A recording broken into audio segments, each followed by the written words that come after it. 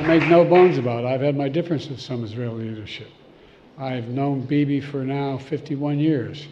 He has a picture on his desk of he and I when he was a young member of the Israeli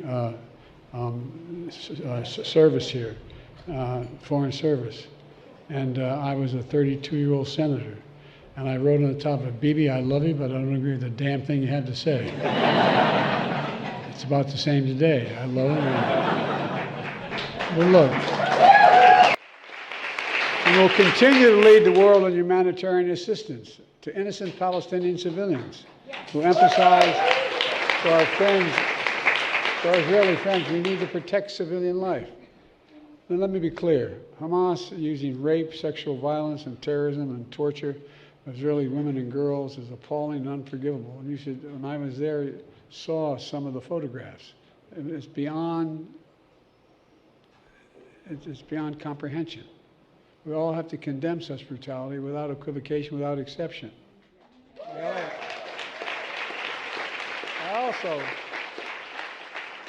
I also recognize your hurt from the silence and the fear and for your safety, because the surge of anti-Semitism in the United States of America and around the world is sickening. We're calling upon all Americans to make clear there is no place for hate in America against Jews, Muslims, or anybody else. President Biden, just an update, if you could, on the situation in Gaza, on the reports that Israel has begun flooding Hamas tunnels, and just the offensive in southern Gaza generally. How long do you think that operation should last? Thank you. Well, I have had conversations with Bibi Netanyahu, and I want to make sure that we don't forget what we're doing here. We have to support Israel because they're an independent nation that's being, the brutality, the inhumanity, the way in which Hamas treated the Israelis, and raping and burning and beheading. It's just beyond comparison, and to anything else that I've seen since I've been here, and I've been around for a long time. But I think that we have made it clear to the Israelis, and they're aware, that the safety of innocent Palestinians is still of great concern. And so the actions they're taking must be consistent with attempting to do everything possible to prevent innocent Palestinian civilians from being hurt, murdered, killed, lost, etc.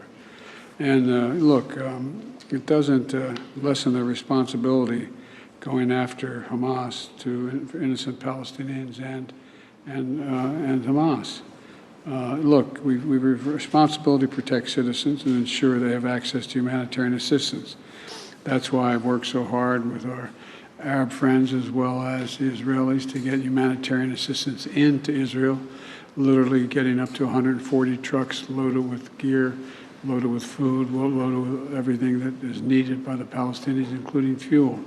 So, Israel has stated its intent to fulfill these responsibilities. It's very difficult. With regard to the flooding of the tunnels, there is assertions being made that there's quite sure there are no hostages in any of these tunnels, but I don't know that for a fact. I do know that, though, every civilian death is an absolute tragedy, and Israel stated its intent, as I said, to match its words with its intent with actions.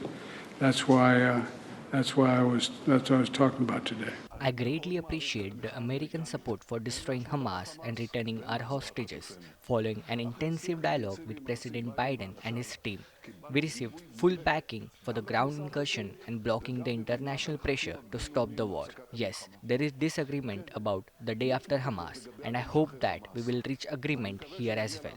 I would like to clarify my position. I will not allow Israel to repeat the mistake of Oslo. After the great sacrifice of our civilians and our soldiers, I will not allow the entry into Gaza of those who educate for terrorism, support terrorism, and finance terrorism. Gaza will be neither Hamastan nor Fatahstan. The only explanation I have is that the resistance, by its action, and the Palestinian people, by its steadfastness, pushed Biden to realize that the Israeli military operation is a crazy act. The repercussions will be catastrophic on the entity and on the results of elections in which Biden might lose his seat in the White House.